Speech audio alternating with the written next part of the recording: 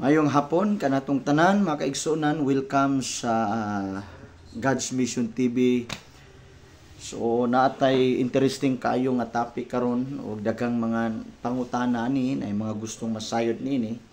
So kung gusto ka maminaw, tiwasa lang ni mga kaigsunan, mubo ra ni nga mensahe, mga pagdasig nato.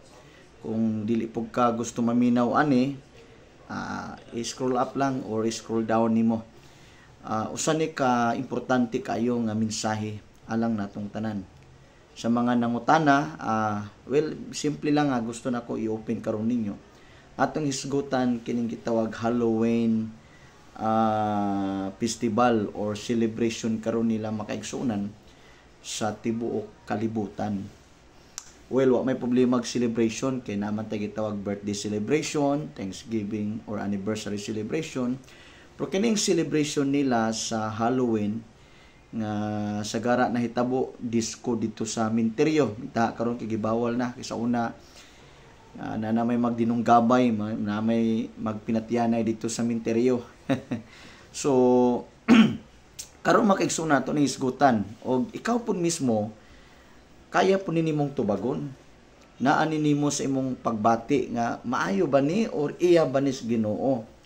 So kining gitawag na tog festival or celebration nila karon sa kalag-kalag makaigsunan, ang usa lang sa mga butang nga akong nakita nga makaingon jud ta no sa literal lang nga panlantaw nga ikaw mo tan-aw kay actually makaigsunan dili ni pwedeng tong i-consider nga joke ra ni. No, you cannot joke with the devil. So it's about time nga seryosohon nato ni pagsabot kay ang pinaka delikado din makaigsunan dunay mga tao nga inosente ani nga wa ka na sayod naghimo hinuon ka og entry point, naghimo ka og access sa kaaway.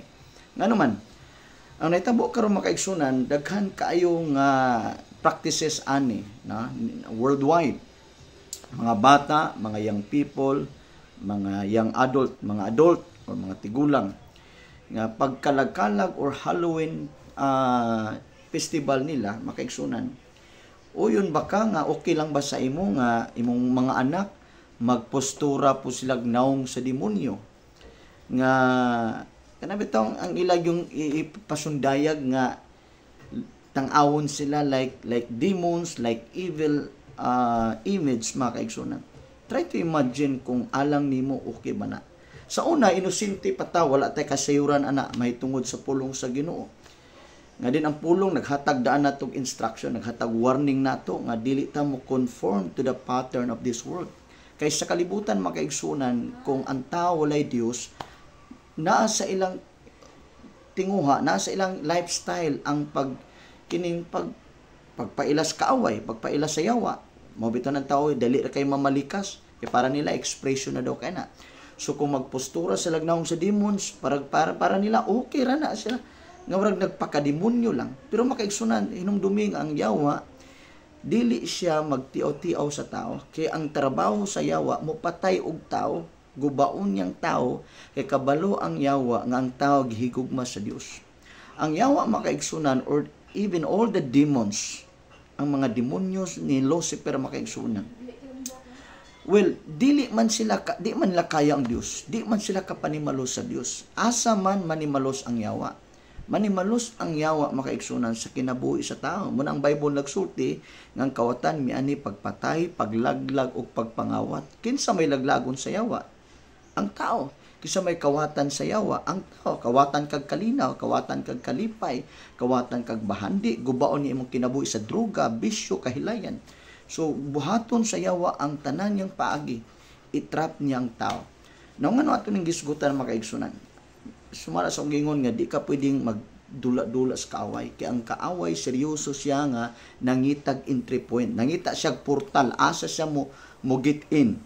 So nganong ako ning gisgutan ninyo aron nga matagaan tag awareness bisan to mga bata nga kung mahimo dili na nato ikostumbre, di na nato himuong kasagaran or mahinta nga normal na niya amo ning gihimo na namo ning costumbre or nahimo na namo ning practices, no?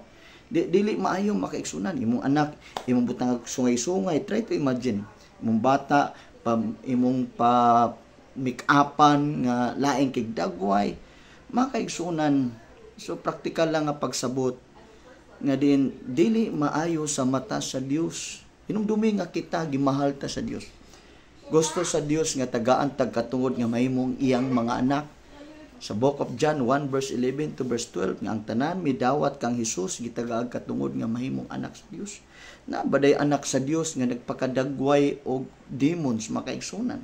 So I like to encourage sa atong mga ginikanan, ayo tugutin ninyo nga sa panahon sa Semana Santa, Halloween or kining All Souls Day, nga postura pud mo og nahong sa kaaway. Ikson dili gyud na ikalipay sa Dios. Ano naaragon ninyo? Malipay ba ang Dios niya?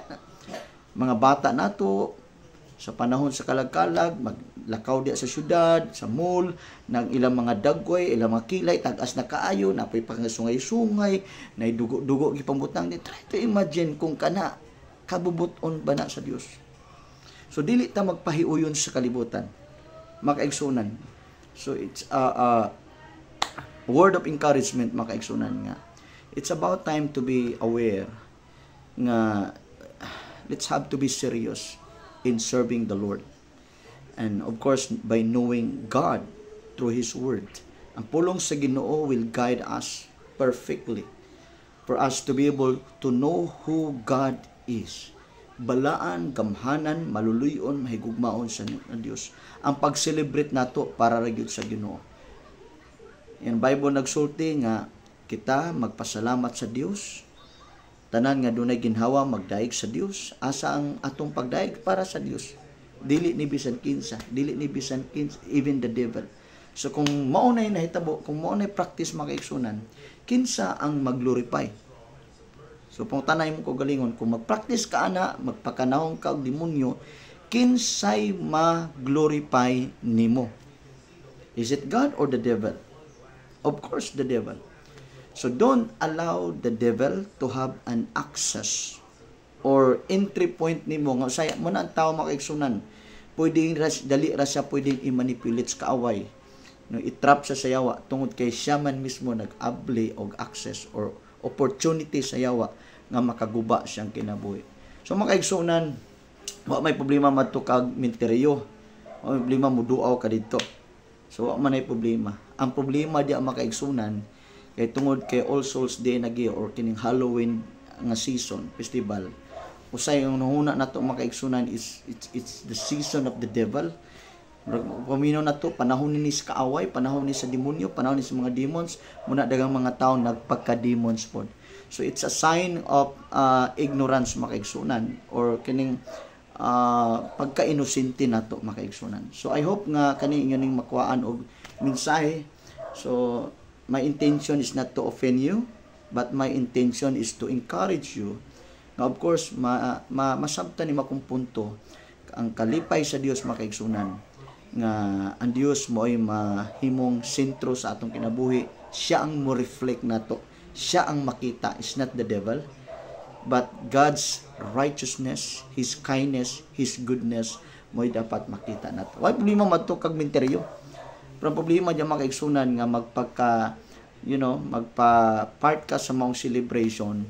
Muna nga ang kaning dagan sa unang panahon mga pag Semana Santa kining kalag-kalag no, sa minteryo dito na magdisco. Kasi naitabo sa ilang festival. Daghan nag-inom, nagpinatyana, dinunggabay, mga sexual nga mga activities na dito. So makaigsunan, let's have to be serious sa atong kinabuhi. Therefore, we need to know more about God, His Word, aron nga mag-guided ta unsaon nga magkinabuhi ta diha sa paagi sa Ginoo, sa grasya sa Ginoo, sa kabubuton sa Ginoo. So dili maayo makaigsunan nga muna atong moong practice. So mao na ning panahon in up na nato, undangon na nato kana nga klase nga unahuna, kana klase nga practices makaigsunan sa gitawag og Halloween or kining kalag-kalag. So salamat sa pagpaminaw o kung nalipay ka ani nga mga pagdasig, palikog share ni atong mensahe ani atong video makaigsunan, may lang makadasig ta soban. Salamat o God bless you. Bye-bye.